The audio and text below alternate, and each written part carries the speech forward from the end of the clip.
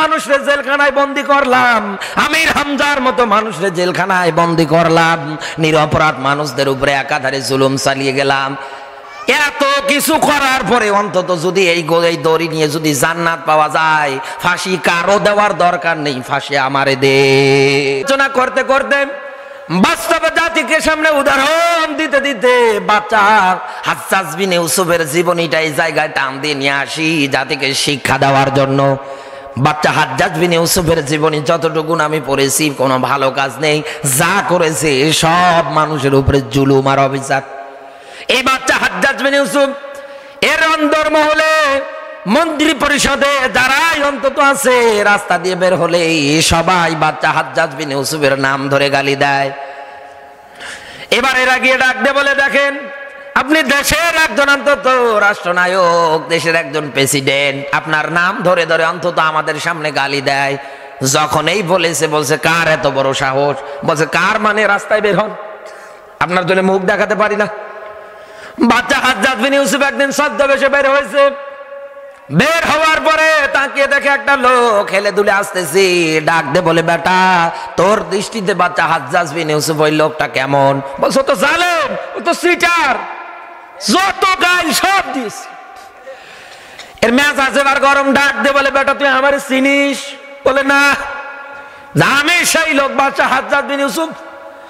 চিন্তা করে আল্লাহ কল্যাণী আর বাড়ি যেতে পারবো না, ডাক দে বলে, বাচ্চা নামদার আপনি আমারে চেনেন? বলে না, আমি এলাকার এই লোক, তার সপ্তাহে 3 দিন মাথা খারাপ হয়, আজকে 1 তারিখ। বাচ্চা হাজ্জাজ বিন ইউসুফ ডাক দে বলে, ও তুই পাগল, এ পৃথিবীর ময়দানে আজ মিলিয়ে দেখবে একটা হুজুরকে যদি বিনা কারণে অপরাধের কারণে অন্তত যদি বিনা কারণে বিনা অপরাধে জেলখানায় দেয়, এটার মামলা দেয় ওটার মামলা দেয়, কথা বলেন না কেন? শুধু মাথায় যদি টুপি থাকে আর মুখে যদি দাড়ি থাকে, তাই উল্টা পাল্টা কত রায় দিয়ে দিচ্ছে। আর অথচ প্যান্ট শার্ট পরা, ফ্যান্সি ডিল খেয়ে, গাঞ্জা খেয়ে, ডাইল খেয়ে, বাবা খেয়ে, ধর্ষণ করে, টিটারি বাটপারি করে যখন আইনের আওতায় যায়, তখন বলে ওর মাথা ঠিক ছিল না, ও আমার দলের। আর সমাজের সাথে মিলে যায় না। অনেকে রাগ করতেছেন না, রাগ করতেছেন। আমার বন্ধুরা, ফেরাউন এবার ডাক দিয়ে বললেন, ঠিক আছে বেটা, যেহেতু মানবি না, খাতা কলম আমার কাছে দে। ওই সময়ে খেজুর গাছের বাকল নিয়ে যে দিলেন, অন্তত তিনি লিখে দিলেন, খোদা থাকার পরেও, রাজা থাকার পরে কেউ যদি রাজার দাবি করে, তাহলে তাকে নীল নদে চুবিয়ে মারা লাগবে। এটি ফেরাউন সই করে দিস। যেই দিন বারবার নীল নদের পানির মধ্যে চুব্বানি খাচ্ছিলেন, ফেরেশতারা গিয়ে ডাক দিয়ে বলে, দেখেন ওই যে আপনি রায় লিখে দিয়েছিলেন ওই দিন, না বুঝি আপনি জানেন ওই দিন আমরা কে ছিলাম? বলে কি? আমি ছিলাম আল্লাহর ফেরেশতা জিবরাইল, আর ছিল মিকাইল। আপনি যা লিখেছেন ওইটাই আপনার উপরে এখন কার্যকর হবে। আমার ভাইরা, আমির হামজা ভাই বিষয়টা নিয়ে সুন্দর একটা উদাহরণ দিত জাতিকে। একটা রাষ্ট্রের মধ্যে কোনো বিচার নেই, পীর আর মুরিদ গিয়েছে রাষ্ট্রে, যাওয়ার পরে তাকে দেখে আলুর দামও যা, ঘির দামও তা, একেবারে সব সমান। পীর সাহেবের কাছে ডাক দিয়ে বলে, দেখেন এই এলাকার মধ্যে অন্তত সবকিছু সমান সমান, অন্তত আমি যাব না, আমি শুধু ঘি খাবো আর মোটা হব। পীর সাহেব বলছে, বেটা যেই রাষ্ট্রের লোকের মধ্যে অন্তত ডিফারেন্ট নেই, কোনো পার্থক্য নেই, কোনো ভিন্ন নেই, এই রাষ্ট্রের লোক সব জালেম। আপনার ফতোয়া মানি না, আপনি যান, চলে যান, আমি থেকেই যাব, ঘি খাবো আর একাধারে মোটা হব। কিছুদিন পরে রাষ্ট্রের মধ্যে 2টা চোর চুরি করতে গিয়ে যখন ধরা পড়ে প্রাচীরের নিচে পড়ে মারা গিয়েছেন, চোরের বাবা মা বাচ্চার কাছে নালিশ নিয়ে গিয়ে ডাক দিয়ে বলে, বাচ্চা আমার 2টা ছেলে অমুকের বাড়িতে চুরি করতে গিয়ে বিল্ডিং এর প্রাচীরের নিচে পড়ে মারা গিয়েছে, আমি বিচার চাই। এর কি বিচার করা লাগে? যে বিচার দিতে যাবে ওরা তো মামলা হওয়া দরকার। এই কথা বলে কেন? বাচ্চা বলে, ঠিক আছে, ওই প্রাচীর ওই বিল্ডিং ওরা ডাক দিয়ে বলে, বেটা তোর ফাঁসি হবে। বলে কেন? তোর কারণে আমার রাষ্ট্রের 2টা সুযোগ্য চোর প্রাচীরের নিচে পড়ে মারা গিয়েছে। ডাক দিয়ে বলে, বাচ্চা নামদার আমার দোষ না, দোষ রাজমিস্ত্রির। ইট বালি সিমেন্ট যা লাগে আমি সবগুলো একাধারে দিলাম, ওরা নরমাল করে বানিস। বলছে তাই তো, মিস্ত্রিরা ডাকার পরে বলছে কি নরমাল করে বানিয়েছো, তোমার ফাঁসি হবে। ডাক দিয়ে বলে বাচ্চা নামদার, দোষ আমার না, দোষ আমার জগাইলের, এবারটা পানি বেশি দিয়েছি। ওরে যখন ডেকেছে বলছে তোর ফাঁসি হবে, কি বলে তুই পানি বেশি দিয়েছিস তাই। ডাক দিয়ে বলে বাচ্চা নামদার, দোষ আমার না, দোষ হচ্ছে ওই মহিলার। ওই মহিলাটা কানের মধ্যে অন্তত ঝুনঝুন আকারের রিং গুলো পড়েছিল, পায়ের মধ্যে পড়েছিল, যখন অন্তত জোরে জোরে আওয়াজ দিয়েছি আমার ভয় লেগে গেছে। বাচ্চা বলে ঠিক আছে মাফ করলাম, ডাক ওই মহিলারে। মহিলা বলছে দোষ আমার না, দোষ হাতিওয়ালার। কারণ আমি যখন রাস্তা দিয়ে যাচ্ছিলাম বেটা হাতি নিয়ে এসেছিল, হাতিরে দেখে আমি জীবন বাঁচানোর জন্য দৌড় দিয়েছি। হাতিওয়ালা এসে আসার পরে বলছে দোষ আমার না। একাধারে এইরকম করে যেতে আছে। পরবর্তীতে ওই মহিলার কাছে এসেছে যে স্বর্ণের ঝনঝনি আওয়াজ দিয়ে যাচ্ছিল। ডাক দিয়ে বলে এইগুলো কোন জায়গায় বানিয়েছো? বলছো অমুকের স্বর্ণকারের দোকানে, ওরে ডেকে নিয়ে এসেছি। এটা শোনার পরে এখান থেকে শিক্ষা দেব মুসলমান, আন্দাজে কোনো কথা বলি না, আমি যা বলি চেষ্টা করি এই জায়গা থেকে জাতিকে কিছু হক উপদেশ দেওয়ার জন্য। স্বর্ণকারকে ডেকেছে, বলছে কি তোর ফাঁসি হবে? বলে কেন, আওয়াজ বেশি দিয়েছিস তাই। চিন্তা করে এখন তো এর কাছে কোনো যুক্তি নেই, কোনো উদাহরণ আর অন্তত টান দিয়ে দেখাতে পারে না। বলছে আমার ফাঁসি দেবেন? বলে হাত দেন। এত পরিমাণে হ্যাংলা, গলায় দড়ি দেয়, দড়ি বের হয়ে আসে, আবার দড়ি দেয়, দড়ি বের হয়ে আসে। জাল্লাদ ডাক দিয়ে বলে কাজী, কাজী ডাক দিয়ে বলে বাচ্চা নামদার, এ কারে পাঠালেন? গলার সাথে দড়ির কোনো মিল নেই। বাচ্চা বলে আমার এক রায়, এক কথা ফাইনাল, ফাঁসি দেওয়াই লাগবে। ঠিক আছে, ওই রকম মোটা গলা কার আছে? ওরে ধরে নিয়ে আয়।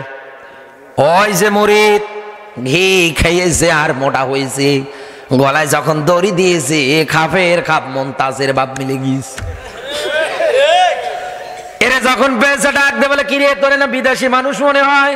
বলে হ্যাঁ, আমার বাড়ি এদেশে না, জীবনের শেষ ইচ্ছা আছে? বলে হ্যাঁ। আপনি তো আমার কাছে জীবনের শেষ ইচ্ছা জানতে চাইলেন, আমার যে ফাঁসি দেবেন কোন কারণে, আমার অপরাধ কি? বলছে তোর ঘাড় মোটা তাই। ডাক দে বলে ঠিক আছে, আমার জীবনের শেষ ইচ্ছা আমি আমার পীর সাহেবরে দেখবো।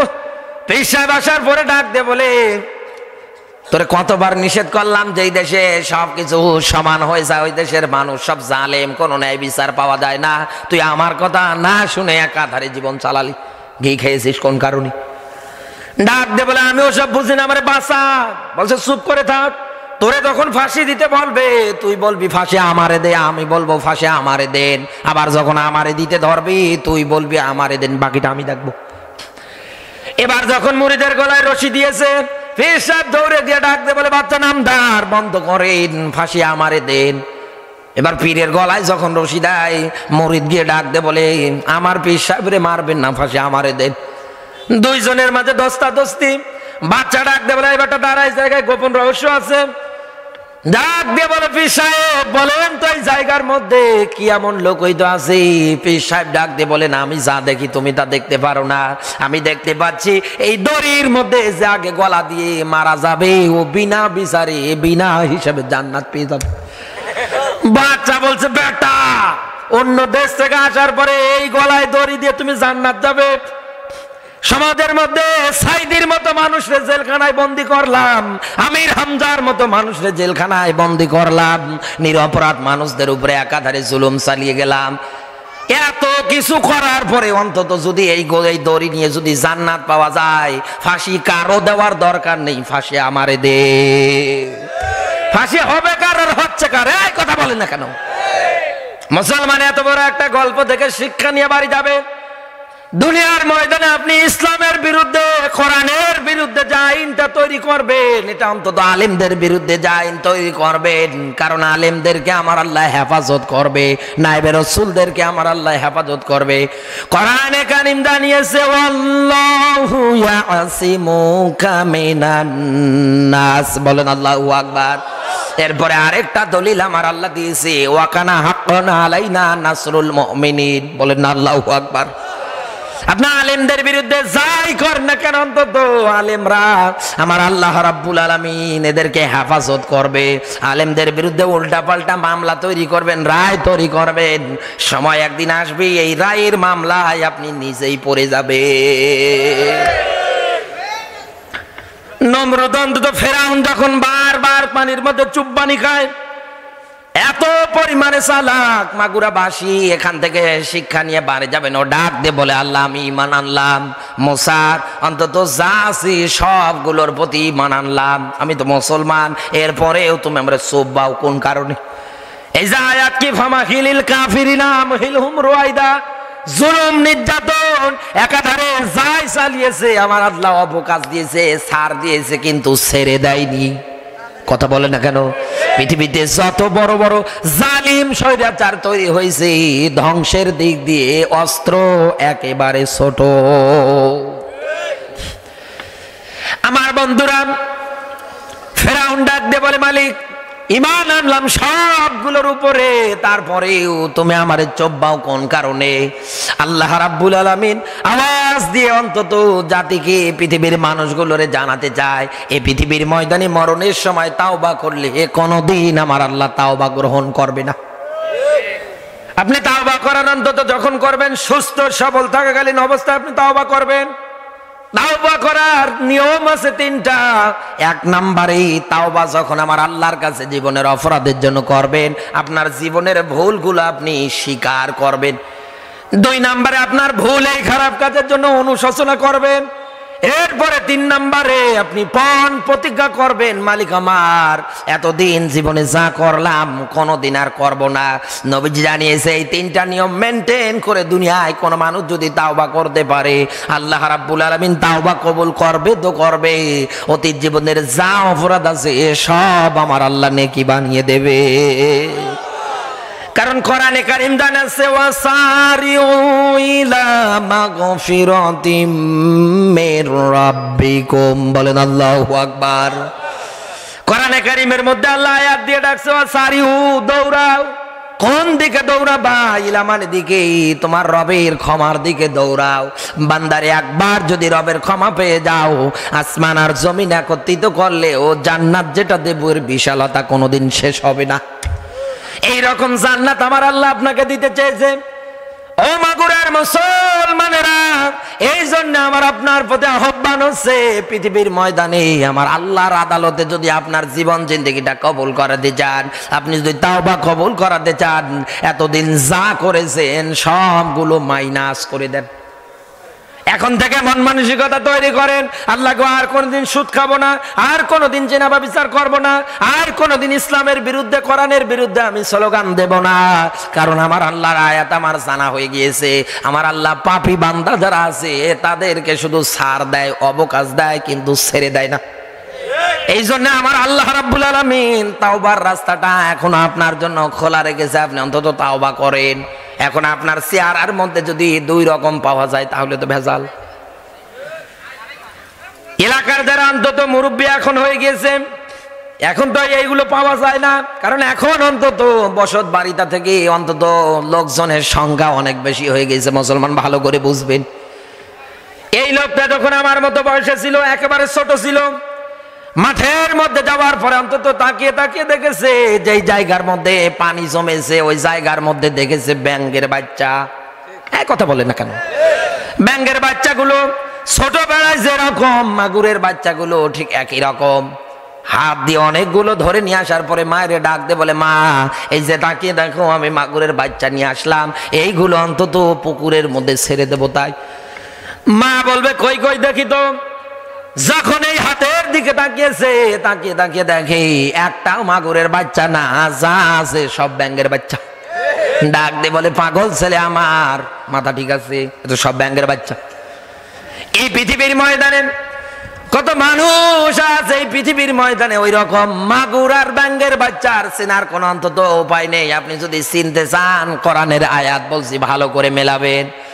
কোরআনে কারীম জানিয়েছে ওয়া মিনান নাসি মান ইয়াকুলু আমান্না বিল্লাহি ওয়া বিল ইয়াউমিল আখির ওয়া মা হুম বিমুমিনিন।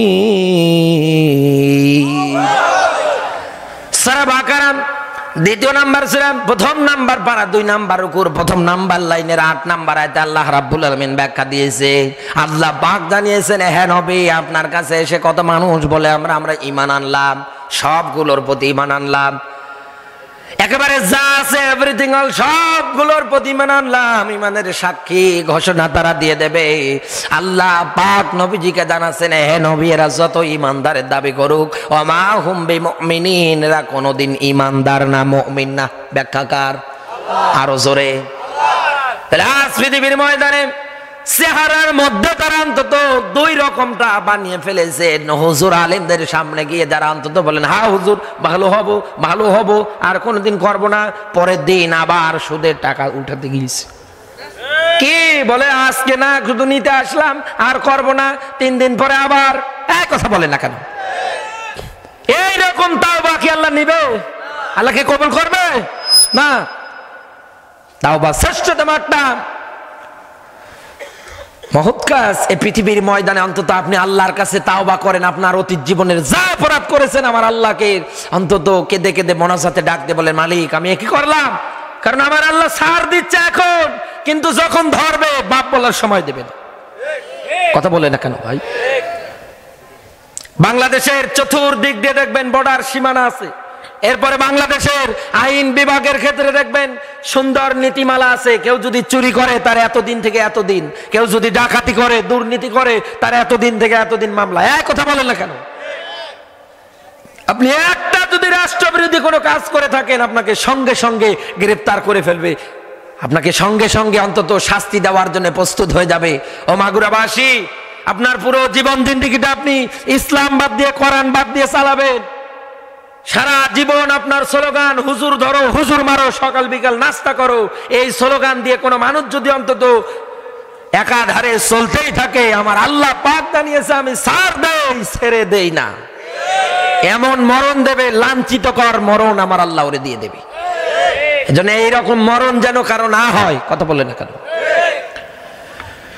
আমার বন্ধুরা বুখারী শরীফের একটা হাদিস পড়েছিলাম, 99টা মানুষ হত্যা করার পরে লোকটার মধ্যে সেন্স চিন্তা ফিরে এসেছে। আমার আল্লাহর কোরআনের আয়াত জানাচ্ছে শয়তান তোমাদের বারবার ওয়াসওয়াসার দিকে ধাবিত করবে, শয়তান তোমাদেরকে বারবার ভুলভাল বোঝাবে। যা অপরাধ করেছো কোনদিন আমার আল্লাহ অন্তত মাফ করবে না। অথচ আল্লাহ রাব্বুল আলামিন যত সময় জুমারের 54 নাম্বার আয়াতে আল্লাহ ডাক দিয়ে বলে বান্দারে আমার দয়া আমার রহমত থেকে কখনো নিরাশ হইও না। আপনি সুবহানাল্লাহ কালকে ভাত খেয়ে বলেন, আজকে বলার দরকার। আল্লাহ রাব্বুল আলামিন আপনাকে স্মরণ করে দিচ্ছে বান্দারে খবরদার অন্তত পৃথিবীর ময়দানে আমার দয়া আমার রহমত থেকে কখনো তুমি নিরাশ হয়ে যাবা না, দূরে সরে যাবা না। তুমি মনে করবা না যে আমি আল্লাহ নেই, তুমি অপরাধ যাই করো না কেন আমি আল্লাহর কাছে এসে মাফ চাও, আমি আল্লাহ মাফ করে দিব। বনি ইসরাইলের লোকটা 99টা মানুষ হত্যা করার পরে চিন্তা ভাবনা টেন্ডেন্সি তৈরি করে ফেলেছে আমি ভালো হব, কোন জায়গায় গেলে অন্তত ভালো হতে পারবো। মরুভূমির পথ দিয়ে হাঁটতে শুরু করলেন। গ্রাম্য এক মৌলবীর সঙ্গে দেখা, হুজুরের সঙ্গে দেখা, ডাক দিয়ে বলে আল্লাহর বান্দা আমি যা অপরাধ করেছি আপনার কাছে একটু বলতে চাই। বলে কি? এই যে তরবারি দেখছেন এই তরবারি দিয়ে আমি 99টা মানুষকে হত্যা করে ফেলেছি, আমার আল্লাহ কি আমার জীবনের অপরাধগুলো মাফ করবে? যখন অন্তত কথাটা বলেছেন সঙ্গে সঙ্গে ডাক দিয়ে বলেন 99টা মানুষ তুমি হত্যা করে ফেলেছো, এরপরে এসেছো তুমি ভালো হবে, আমার আল্লাহ কোনোদিন তোমারে মাফ করবে না। মেজাজ এত পরিমাণে গরম হয়ে গিয়েছে, তরবারি উঠিয়ে ডাক দে বলে বেটা তাহলে তোরে বাঁচিয়ে রাখ কি, এক কোপ দিয়ে মেরে দিয়েছি। 100টা মানুষ হত্যা করার পরে আবার যাচ্ছে সামনের দিকে অগ্রসর হতেই আছে। আবার একজন লোকের সঙ্গে দেখা, ডাক দে বলে আল্লাহর বান্দা আমি ভালো হতে চাই, কোন জায়গায় গেলে ভালো হতে পারবো? ডাক দিয়ে বলে আল্লাহর বান্দা কি করেছো? বলছে এই যে তরবারি দিয়ে আমি 100টা মানুষ পরিপূর্ণ হত্যা করে ফেলেছি, আমি এখন ভালো হতে চাই। ডাক দিয়ে বললেন অমুক জায়গায় অমুক জায়গার মধ্যে একজন আল্লাহওয়ালা মানুষ আছে, একজন আলেম আছে, তুমি তার কাছে যাও, নিশ্চয় তিনি অন্তত তোমারে কিছু পথ বলাবে। যেহেতু এই পৃথিবীর ময়দানে আলেম যারা আছে, পীর যারা আছে, দুনিয়ার ময়দানে তারা হচ্ছে মুআল্লিম, তারা আমাদের শিক্ষক, তারা ওস্তাদ। কথা বলেন না কেন? নবী রাসূল এখন দুনিয়ায় নেই, এখন আমাদের পথ যারা দেখাবে তারাই হলো আলেম। কিন্তু আজ পৃথিবীর ময়দানে আলেমের ক্ষেত্রে, পীরের ক্ষেত্রে আমরা অন্তত যেটা মুসলমানেরা বানিয়ে ফেলেছি, গরু নিয়ে যাওয়া লাগে, বউ নিয়ে যাওয়া লাগে। কোথায় পেয়েছেন সব ভণ্ডামি আপনি? আমার বন্ধুরা, লোকটা যখন এই কথা শোনার পরে সামনের দিকে অগ্রসর হতে ধরেছে, আজরাইল ফেরেশতা এসে তার জানটা কবজ করে নিয়েছে। জান্নাতের ফেরেশতারা এসেছে তাকে জান্নাতে নেওয়ার জন্য, জাহান্নামের ফেরেশতারা এসেছে তাকে জাহান্নামে নেওয়ার জন্য। দুই দলের মধ্যে মারামারি গন্ডগোল। আল্লাহ রাব্বুল আলামিন ডাক দিয়ে বললেন, ও আমার ফেরেশতারা দাঁড়াও, আমার এই বান্দাটা ভালো হওয়ার জন্য সবচাইতে যদি বেশি দূর অন্তত অগ্রসর হয়ে যায়, আমি আল্লাহ রাব্বুল আলামিন আমার বান্দারে মাফ করে দিয়ে জান্নাতে দিয়ে দেব। বর্তমানে বাংলাদেশের সবচাইতে যেটা অন্তত ভাইরাল নিউজ আমরা অন্তত দেখতে পাই, দেখেই অন্তত মনটা ভরে যায়। কোথায় সেই বাড়ি? মালয়েশিয়ায় এপিট লিউজার নাম। বাংলাদেশে প্রবেশ করার পর থেকে এই লোকটা একাধারে গরিব দুঃখী যারা আছে, অসহায় বঞ্চিত মানুষ দুনিয়ায় যারা আছে, তাদের পাশে গিয়ে অন্তত দাঁড়িয়ে যাচ্ছে। খাবার রান্না করার পরে অসহায় মানুষ যারা আছে তাদের দাঁড়ে দাঁড়ে গিয়ে অন্তত খাবারগুলো পরিবেশন করে দিচ্ছে। অসহায় মানুষ যারা আছে শীতের দিনে যাদের বস্ত্র নেই, ওদের টাকা পয়সা বস্ত্রগুলো দিয়ে দিচ্ছে। এই লোকটা দিন প্রচার করার জন্য আমরা কিছুদিন আগে অন্তত ভিডিও দেখেছিলাম, কারণ এইরকম মন মানসিকতা আজ আমাদের ভিতরে নেই। কথা বলে না কেন? এরকম মন মানসিকতা আছে আমাদের, আমরা হিংসা নিয়ে পড়ে আছি। আজ পৃথিবীর ময়দানে কওমি আলিয়ারে দেখতে পারে না, আলিয়া কওমিরে দেখতে পারে না। কিসের হিংসা? আমাদের মাঝে এগুলো হিংসা বাদ দেওয়া লাগবে, আমাদের মাঝে ঐক্যতা নিয়ে আসা লাগবে। কওমিও যে আলেম, অন্তত যিনি কোরআনের কথা বলে, কওমির যিনি আলেম আছে, ইনারও দায়িত্ব, ইনারও চিন্তা টেন্ডেন্সি একটাই, গলা ফাটিয়ে চিল্লায় একটা মাত্র কারণে, যেন আল্লাহর জমিন, আল্লাহর দিন কায়েম হয়ে যায়। আলিয়ার যিনি আছে উনিও চিল্লাচ্ছে, জাতি ভাই জাতি ভাই। যদি আজ আমাদের মিল না থাকে গো, তাহলে পৃথিবীর ময়দানে দিন কায়েম হবে কেমন করে? দেখেছিলাম বাংলাদেশে যখন ডক্টর জাকির নায়েক এইরকম করে দিনের কথা বলার জন্য, প্রচার করার জন্য আসতে চেয়েছিল, কত মানুষ বলেছিল এয়ারপোর্ট ঘোরাও করো। এক কথা বলে না কেন? যারা বলেছিল দাড়িও কম না, টুপিও কম না। নষ্ট একজন মেয়ে মহিলা বাংলাদেশে আসার পরে নাচানাচি করার পরে, ঘোরাঘুরি করার পরে চলে গেল। কোনদিন অন্তত এয়ারপোর্ট ঘেরাও তো দূরে থাক, বিরুদ্ধে একটা বক্তব্য দিতে পারল না। আজ এবিডলিউ মালয়েশিয়া থেকে দিন প্রচার করার জন্য এসেছে।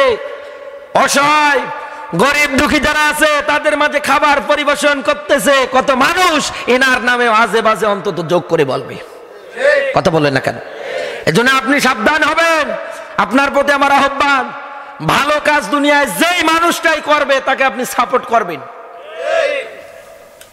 ভালো কাজ দুনিয়ায় যাই করুক না কেন তাকে আমাদের কি করা লাগবে? সাপোর্ট করা লাগবে। ভালো কাজটাকে আমাদের সমর্থন করা লাগবে। যেহেতু কোরআনে কারিমের সূরা আলে ইমরানের 110 নম্বর আয়াতে আল্লাহ যে ব্যাখ্যাটা উঠিয়ে ধরেছে, আল্লাহ পাক জানিয়েছে, তোমরাই সর্বশ্রেষ্ঠ জাতি, আমি তোমাদেরকে বের করেছি মানুষের মধ্য থেকে।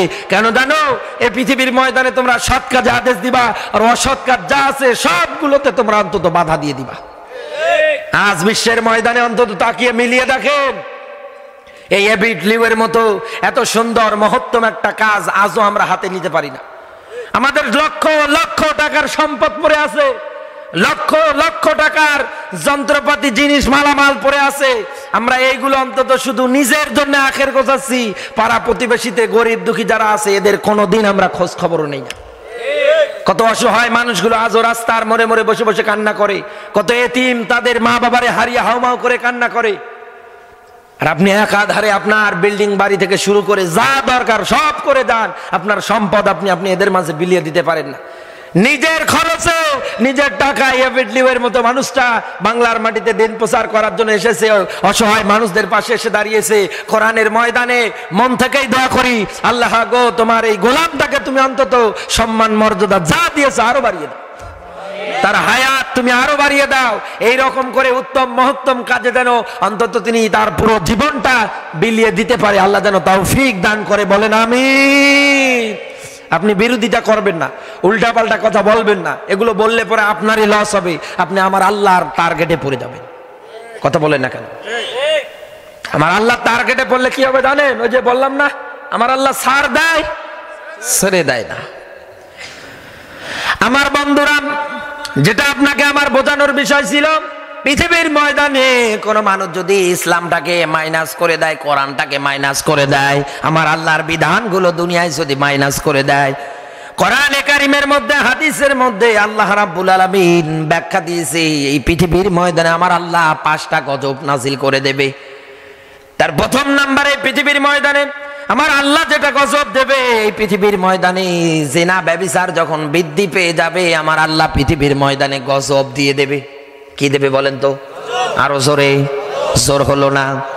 এবার রাসূলের হাদিস বলছি, বিশ্ব নবী আমার জানিয়েছেন কিয়ামতের কঠিনতম ময়দানের মধ্যে আল্লাহ রাব্বুল আলামিন 3 প্রকার মানুষদেরকে সবচাইতে বেশি আযাব দেবে, কঠিনতম শাস্তি দেবে।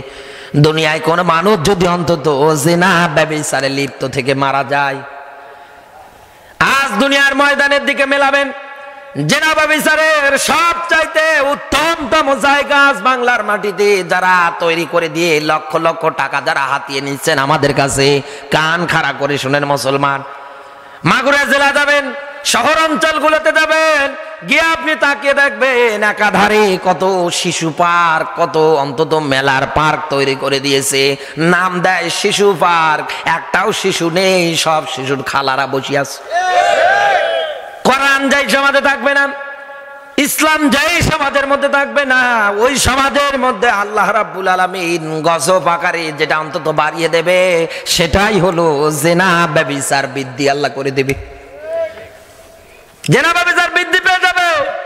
আজ আপনি বাংলাদেশের সাথে মিলিয়ে দেখেন, ক্লাস 1-2 ছেলে মেয়েগুলো আজ রিলেশনে জড়িত, বলছে আমার অমুকের অমুরে পছন্দ করা।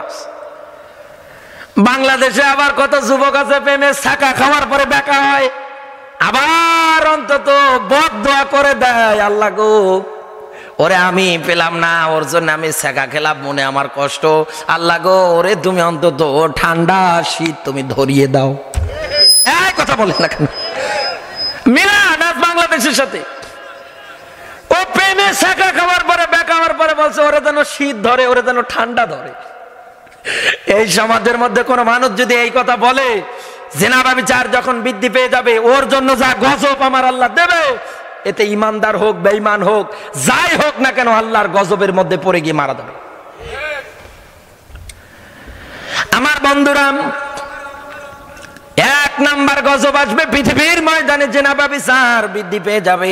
2 নাম্বারে মানুষ মাপে ওজনে কম বেশি করা শুরু করে দেবে। কোরআনে কারীম জানিয়েছে, ওয়াল্লাযীনা ইযা কাতালু আলান নাসি ইস্তাওফুন, বলেন আল্লাহু আকবার। সূরা মুতাফফিফিনের 1ম এবং 2 নম্বর আয়াতে আল্লাহ রাব্বুল আলামিন যেটা জাতিকে দিতে চায়, ওয়াইল দুর্ভোগ ওই মানুষগুলোর জন্য দুনিয়ায় যারা নেওয়ার সময় বেশি নেয়, দেওয়ার সময় কম দেয়। এটা শুধু অন্তত আমরা যারা ব্যবসা করে খাই, মাপে ওজনে অন্তত দিয়ে যারা খায়, ইনকাম করে যারা খায়, আমরা তাদেরকে বোঝাই। শুধু এতটুকুন বোঝালে হবে না, একজন চেয়ারম্যানকে আপনি এই আয়াতের মধ্যে নিয়ে আসবেন এই রকম করে, উপর মহল থেকে যা বাজেট অন্তত পাস করে নিয়ে আসবে, এইগুলো অন্তত সবার জন্য পাস করে নিয়ে আসে পরিপূর্ণ আকারে। কিন্তু যখন জনগণের মাঝে সাপ্লাই দিতে যায়, তখন দেখবেন কাট ছাট করে। এক কথা বলে না কেন? এই যে নেওয়ার সময় উপর থেকে বেশি করে নিয়ে আসলো, এটা যখন জনগণের মাঝে অন্তত সাপ্লাই করে দেবে, জনগণের মাঝে যখন দিয়ে দেবে, তখন দেওয়ার সময় বেশি দেয় না, তখন আরো কাটছাট করে, সঠিক মাত্রায় দেয় না। শুধু দোকানদারকে ধরলে হবে? এরপরে আপনি একদম অন্তত এই সমাজের মধ্যে একজন স্যারকে আপনি এই জায়গার মধ্যে একজন শিক্ষককে আপনি টান দিয়ে নিয়ে আসেন, নিয়ে আসার পরে অন্তত আপনি আয়াতের সাথে মেলাবেন। একজন শিক্ষক হতে গেলে কত জায়গায় পড়াশোনা করা লাগে, বিসিএস ক্যাডার হতে গেলে, এসপি হতে গেলে, ডিসি হতে গেলে, যেটাই অন্তত আপনি হতে চান কত জায়গায় আপনার পড়াশোনা করা লাগবে। এই জন্য পড়াশোনা করতে গিয়ে সব জায়গায় আপনি বেশি বেশি নিলেন। শিক্ষক হওয়ার পরে প্রাথমিক পর্যায়ে হোক, এরপরে অন্তত হাই স্কুল পর্যায়ে হোক, যে জায়গায় আপনি অন্তত কলেজ পর্যায়ে হয় হোক, যে জায়গায় অন্তত আপনি দায়িত্ব পান না কেন, ওই জায়গার মধ্যে দায়িত্ব পাওয়ার পরে ছাত্রছাত্রী যারা আছে তাদের মাঝে সঠিকটা দিতে চান না, তখন বলেন আমার কাছে আলাদাভাবে প্রাইভেট পড়া লাগবে। এই যে আপনি সব জায়গায় নেওয়ার সময় বেশি বেশি করে নিলেন, জাতির কাছে যখন অন্তত আপনি সাপ্লাই দিতে যাবেন তখন আপনি আর সঠিক কায়দায় দিতে চান না, আপনি কাটছাট করেন। আল্লাহ রাব্বুল আলামিন এই কারণে পৃথিবীর ময়দানে গজব দেয়। এইরকম করে একাধিক বর্ণনা আছে। রাত অনেক গভীর হয়ে যাচ্ছে মুসলমান। এরপরে যেটা অন্তত হাদিসের মধ্যে পাওয়া গেছে, যে সমাজের মানুষগুলো জাকাত দেয়াটাকে জরিমানা মনে করবে, জাকাতের বিধানটাকে দুনিয়ায় যারা অস্বীকার করবে, কারণ কোরআনে যত জায়গায় আমার আল্লাহ সম্পদের ব্যাপারে অন্তত নামাজের ব্যাপারে বর্ণনা দিয়েছি, তত জায়গায় পাশাপাশি রিলেটিভ আকারে আমার আল্লাহ জাকাতের বিধানটা উঠিয়ে ধরেছে। আপনার সম্পদাদি টাকা পয়সা যাই আমার আল্লাহ অন্তত আপনারে দিয়েছে, এইগুলো আপনারে ব্যয় করা লাগবে। কথা বলে না কেন? আপনার এই সম্পদাদি টাকা পয়সার মধ্যে গরিব যারা আছে এদের হক আছে না নেই? এজন্য জাকাত ব্যবস্থাকে আপনি অস্বীকার করবেন না। রাসূলের হাদিস পড়েছিলাম, যেই সমাজের মানুষগুলো জাকাতের ব্যবস্থাকে অন্তত অস্বীকার করবে, জাকাত ব্যবস্থাকে দুনিয়ায় যারা অন্তত মানবে না, বিশ্বনবী আমার জানিয়েছে ওই সমাজের মানুষদের উপর থেকে আমার আল্লাহ রহমতের বৃষ্টি পড়া বন্ধ করে দেবে। আমার ভাইরা, এটা গেল 3 নাম্বার। এরপরে এই পৃথিবীর ময়দানে 4 নাম্বারে অন্তত যেটা আমরা পেয়েছি, এই পৃথিবীর ময়দানে আল্লাহ এবং আল্লাহর রাসূলের যে ওয়াদাগুলো আছে এইগুলো পাওয়ার পরে দুনিয়ায় কেউ যদি কাজে না লাগায়, সর্বশেষ পৃথিবীর ময়দানে কোরআনে কারীম আমার আল্লাহ নাজিল করে দিয়েছে, এইটা পাওয়ার পরে দুনিয়ায় কোনো মানুষ যদি অন্তত রান্না ঘর থেকে শুরু করে রাষ্ট্রীয় জীবন পর্যন্ত না মানে, বিচার ব্যবস্থা হোক, রাজনীতি হোক, অর্থনীতি হোক, সব জায়গায় যদি অন্তত কোরআনটাকে মাইনাস করে দিয়ে একাধারে জীবন জিন্দেগি চালায়, আমার আল্লাহ রাব্বুল আলামিন গজব আকারে দিয়ে দেবে। কোরআনে কারীম জানিয়েছে, ওয়া মান লাম ইয়াহকুম বিমা আনজালাল্লাহু ফাউলাইকা হুমুল কাফিরুন। সূরা মাইদার 40 নম্বর আয়াত। আল্লাহ পাক জানিয়েছে, যেই সমাজের মানুষগুলো কোরআনের নাজিলকৃত এই বিধানটাকে পাওয়ার পরে দুনিয়ায় যারা কোরআনের বিধানগুলো পাওয়ার পরেও দুনিয়ায় যারা অস্বীকার করে, দুনিয়ায় যারা বিচার ফয়সালা করে না, আল্লাহ পাক জানিয়েছে ওরা কাফের, ওরা জালেম, ওরা ফাসিক। কথাকার আরো জোরে। আর যদি বাংলার ময়দানে কোরআনের নিয়ম নীতি দিয়ে অন্তত সব জায়গাগুলো চলতো, তাহলে পৃথিবীর ময়দানে আজ যা হচ্ছে কোনোদিন আমরা এগুলো তাকিয়ে দেখতাম না। আমাদের দিনই একজন মুজাহিদ গতকাল মাগরিবের নামাজের আগ মুহূর্তে অন্তত আমাদের দিনই একজন দিনী ভাই হযরত ইউসুফ আলাইহিস সালাতু ওয়াস সালামের মতো আমাদের মাঝে ফিরে এসেছে। আমাদের কলিজার টুকরা মুফতি কাজী ইব্রাহিম হাফিজাহুল্লাহ, বলেন আল্লাহু আকবার। এত সুন্দর করে হাদিস থেকে ব্যাখ্যা করতে পারে, রেফারেন্স আকারে দলিল দিয়ে কথা বলতে পারে।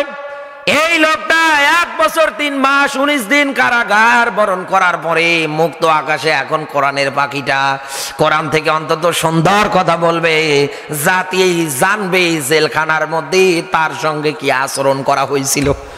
কোরআনের ময়দানে এসে যখন জেলখানার অন্তত বর্ণনাগুলো দেবে, যারা অন্তত আলেমদেরকে মন থেকে ভালোবাসে তারা অন্তত চোখ থেকে অশ্রু ধরাবে। আল্লাহর কাছে দোয়া করে, আল্লাহ গো, কাজী ইব্রাহিম হুজুরটাকে তুমি যেভাবে আমাদের কাছে ফিরিয়ে দিয়েছো, এরপরে অন্তত যারাই কারাগারে পড়ে আছে আমির হামজা ভাইরেও ফিরিয়ে দাও। আল্লামা সাইদি হুজুরটারে ফিরিয়ে দাও। যেই লোকটা বৃদ্ধা বয়সা জেলখানার মধ্যে পড়ে আছে, গতকাল একটা নিউজ দেখতেছিলাম, চোখ থেকে এমনি পানি চলে আসে। যেই লোকটার হাটের মধ্যে 5টা রিং বসানো আছে, 83 বছর বয়স, কেউ যদি হাত না ধরে উঠে দাঁড়াতে পারে না, হাত না ধরলে সামনে এগিয়ে যেতে পারে না, এই বয়সের মধ্যে ওই লোকটা জেলখানায়। যেই লোকটার কপালের মধ্যে কাবার ইমাম পর্যন্ত চুম্বন করেছিলেন, এত সম্মান এত মর্যাদা করেছিলেন, জাতি আজও বুঝলো না আল্লামা সাইদিটা কি জিনিস। জাতি আজও বুঝলো না আমির হামজা কি জিনিস। জাতি আজও বুঝলো না মামুনুল হক হুজুরটা কি জিনিস। যারা জীবনটার মায়া অন্তত ত্যাগ করে দিয়ে সংগ্রাম শুধু একটাই, পৃথিবীর ময়দানে আল্লাহর নাজিলকৃত বিধান দিয়ে সব জায়গায় মানতে হবে। আজও দুনিয়ায় যদি আপনিও যদি এই স্লোগানটা দেন, আপনিও যদি এই লড়াইয়ের পথে অন্তত অবিচল আপনি যদি টিকে থাকেন, আপনার উপরেও জেল জরি জুলুমানা একাধারে আসবে। এই জন্য মুসলমান ভয় করা যাবে না। আমাদের দিনী মুজাহিদ রফিকুল ইসলাম মাদানী ভাইকে যখন হাতের মধ্যে শিকল পরিয়ে, অন্তত হাতের মধ্যে ডান্ডা বেরি যখন দিয়েছে, এরপরে পায়ের মধ্যে গলার মধ্যে যখন শিকল পরিয়ে নিয়ে যাচ্ছিল আদালতে, এতটুকু অন্তরের মধ্যে কোনো ভয় নেই, চেহারার মধ্যে কোনো চিন্তার ছাপ নেই, তিনি হাসতেছে আমার বন্ধুরা। কারণ পৃথিবীর ময়দানে হকপন্থী আলেম যারা আছে, এরা পৃথিবীর ময়দানে কোনোদিন মরণকে, মামলা হামলার, জেল জরিমানার কোনো ভয় করে না। ডান্ডার বাড়ি পড়িয়েছেন তো কি হয়েছে? আপনি যে ডান্ডার বাড়ি পড়িয়েছেন, আমার আল্লাহ ইচ্ছা করলে ওই ডান্ডার বাড়ি আপনার গলাও ঝুলাতে পারবে। নাকি আল্লাহর ওই ক্ষমতা এখন নেই? আছে মানে আমার আল্লাহ ধরবে যেদিন, ওই দিন কি বাপ বলার সময় দেবে না। কি করুন দৃশ্য আজানন্দের। জেলখানায় যাওয়ার পরে পরিমণির মতো নষ্টা মহিলা হাতের মধ্যে মেহেদি দেওয়ার পরে বের হয়ে চলে আসে। ডাক্তার সাবরিনার মতো নষ্টা মহিলারা জেলখানায় যাওয়ার পরে তাদের হাতে রশি থাকে না, তাদের হাতে পায়ে ডান্ডা বেরি থাকে না, অথচ আলেমকে ধরার পরে ডান্ডা বেরি রশি আপনি পরালেন। এত বড় সাহস আপনারে দিল কে? আলেমরা জাতির শ্রেষ্ঠ সন্তান। আপনার মায়ের বিবাহ পড়ানোর ক্ষেত্রে হুজুর লেগেছে, যদি হুজুর গিয়ে বিবাহ না পড়াতো আপনি দুনিয়ায় জারজের বাচ্চা হয়ে আসতেন। এরপরে আপনার যৌবন টলমল নিজের যখন, তখনও হুজুর লাগে। যেদিন মারা যাবেন ওই দিনও হুজুর লাগবে। এই কথা বলেন না কেন? কিন্তু আমাদের দেশে কিছু সস্তা মৌলবি আছে। আমরা যদি আজ ঐক্যতা গঠন করতে পারতাম, তাহলে বাংলার মাটিতে ইসলামের নিয়ম নীতি বিরুদ্ধে কারো অন্তত গলাবাজি চাপাবাজি বক্তব্য আমরা দেখতে পারতাম। আমাদের মাঝে তো ঐক্য নেই, আমরা হারিয়ে ফেলেছি। সিনেমা হল উদ্ভাবন হয়, হুজুর গিয়ে দোয়া করে আল্লাহ কিয়ামত পর্যন্ত জারি রাখো। কিরে কি মানুষ না কলেরা? কথা বলেন। সিনেমা হল উদ্ভাবন করে দোয়া করছে কিয়ামত পর্যন্ত দাও। ওনে তো ফেরেশতা জিবরাইল ট্রাক দিয়ে সওয়াব দেবে না? আমার বন্ধুরা, বিশ্বনবীর একটা মাত্র জীবনের ঐক্যতা গঠনের ঘটনাটা বলে এরপরে আমি তেলাওয়াতকৃত আয়াতের দিকে অন্তত চলে যাব। আপনারা বিরক্ত হচ্ছেন না তো? কোরআনের ময়দান থেকে যারা উঠিয়ে গিয়েছে, আমি কেন বলিনি যে যারা অন্তত মুখ ফিরে নিয়ে যায়, যাক আল্লাহ এদেরকে টার্গেটে নিয়েছি। কথা বলেন না কেন? কারণ কোরআন শোনার পরে যারা মুখ ফিরে নিয়ে উঠে চলে যায়, ওরা নাম্বার 1 মুনাফিকের বাচ্চা। এবার যারা গিয়েছে ওরের টের পেয়েছে কত দূর। কারণ কোরআনের ব্যাখ্যা তো সূরা নিসার 61 নম্বর আয়াত। কি হুজুর ঠিক আছে না? কোরআন থেকে যখন এসো আল্লাহর দিকে, রাসূলের দিকে, রাইতাল মুনাফিকিনা, হে নবী আপনি দেখবেন মুনাফিক যারা আছে ওরা আস্তে করে উঠে চলে যাবে। আমি কেন বলি না আমার ময়দানে যারা, কোরআনের ময়দানে যারা উঠে চলে যায়, কারণ কোরআন বলার ক্ষেত্রে আপনারা হাতে রশি, পায়ে রশি, গলায় রশি বাঁধিয়ে কোরআন শোনার দায় আমার পড়েনি। একটা মানুষ কোরআন বসে শুনবে, আমি ওনারই বোঝাবো। কারণ কোরআনের ব্যাখ্যা হচ্ছে কলিলাম মা তাযাক্কারুন। কোরআন থেকে আলোচনা হলে, ব্যাখ্যা হলে পরে স্বল্প সংখ্যক লোক যারা আছে তারাই এই উপদেশগুলো, কথাগুলো গ্রহণ করবে। সবাই তো গ্রহণ করবে না। সবাই যদি গ্রহণ করে তাহলে শয়তানের ভাইরা ভাই হবে কারা? এবার আপনি রাগ করেন আর যাই করেন, কোনো অসুবিধা নেই। বিশ্বনবী আমার হুদায়বিয়ার সন্ধির দিকে লক্ষ্য রাখবেন। আজও বাংলার ময়দানে আমরা যদি সবাই অন্তত ঐক্যটা গঠন করার পরে হুদায়বিয়ার সন্ধিটা আমাদের জীবনের মধ্যে নিতে পারতাম। নবীজি আমার স্বপ্নের মধ্যে দেখতেছি হজের যত ক্রিয়াকলাপ গুলো আমার আল্লাহ নবীজিকে স্বপ্নের মাধ্যমে দেখাচ্ছে। কারণ নবীদের স্বপ্ন যেমন তেমন স্বপ্ন না, নবীদের স্বপ্ন হচ্ছে ওহী। নবীদের স্বপ্ন কি? আরো যারা বলেন তো। হযরত ইব্রাহিম আলাইহিস সালামকে আমার আল্লাহ আদেশ দিয়েছিলেন স্বপ্নের মাধ্যমে আপনার প্রিয় বস্তুটাকে আপনি অন্তত কোরবানি দিয়ে দেন। নবীদের স্বপ্ন কোনোদিন মিথ্যা হয় না, নবীদের স্বপ্ন হচ্ছে ওহী।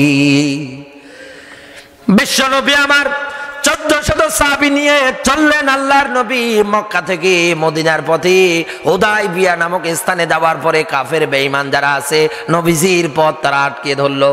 ডাক দিয়ে বলে, মুহাম্মদ সাল্লাল্লাহু আলাইহি ওয়াসাল্লাম আপনাকে অন্তত আমরা মদিনায় প্রবেশ করতে দেব না, হজ করতে দেব না। বিশ্ব নবী আমার ডাক দিয়ে বললেন, দেখো তোমরা অন্তত আন্দাজে পথ আটকেও না, আমি শুধু হজ করে চলে আসব। কাফের বেঈমান যারা আছে তারা অন্তত কথা লাগালো মোহাম্মদ দলবল নিয়ে এসেছে, আমাদের বাড়ি ঘর যা আছে সব জ্বালিয়ে পুড়ে ভস্ম করে দিবি, তোমরা অন্তত সবাই সোচ্চার হয়ে যাও। কোনোভাবেই তারা বিশ্ব নবীকে প্রবেশ করতে দেবে না। নবীজি এর সুরাহা করার জন্য জামাতা ওসমানকে পাঠিয়ে দিলেন, যেহেতু ওসমানের সঙ্গে অধিকাংশ সাম্রাজ্যশীল মানুষ যারা আছে তারা ব্যবসায় লিপ্ত ছিল, তাদের বাড়িঘর পেটে যা খাবার সব ওসমানের এর সাথে ব্যবসা করার পরে যে সম্পদাদি টাকা পয়সাগুলো হয় এইগুলোর মাধ্যমে ওদের বাড়িঘর যা আছে সব একাধারে চলছে। হযরত ওসমান যাওয়ার পরে ডাক দিয়ে বললেন, মক্কার ও মদিনার লিডারে যারা আছো তোমাদের প্রতি আমার আহ্বান, আমরা শুধু হজ ওমরা করে অন্তত চলে যাব, আর কোনোদিন অন্তত তোমাদের সাথে মারামারি আমরা করার জন্য এই জায়গায় আসিনি। কাফের বেঈমান যারা আছে ডাক দিয়ে বলে, ওসমান তোমার সাথে একটা ভালো সম্পর্ক আছে, মেহেরবানি করে তুমি অন্তত আমাদের সাথে এই বিষয়ে কথা বলো না, তোমার যদি এতই দয়া হয় একাই তুমি পালন করে চলে দাও। হযরত ওসমান বললেন, কোনোদিন সম্ভব না। নবীজির কানের মধ্যে অন্তত কথা চলে আসলো, আপনার জামাতা হযরত ওসমানকে তারা বন্দী করে হত্যা করে ফেলেছে। নবীজি আমার ডাক দিয়ে বললেন, সাহাবীরা ইহরামের পোশাক যা পরিধান করেছো সব খুলে ফেলো, সাধারণ পোশাক তোমরা পরিধান করো। বাবলা গাছের নিচে অন্তত বিশ্ব নবী আমার 1399 জন সাহাবীকে হাতের উপরে হাত রাখতে বললেন। 1399 জন সাহাবী যখন নবীজির হাতের উপরে হাত রেখেছে, আল্লাহ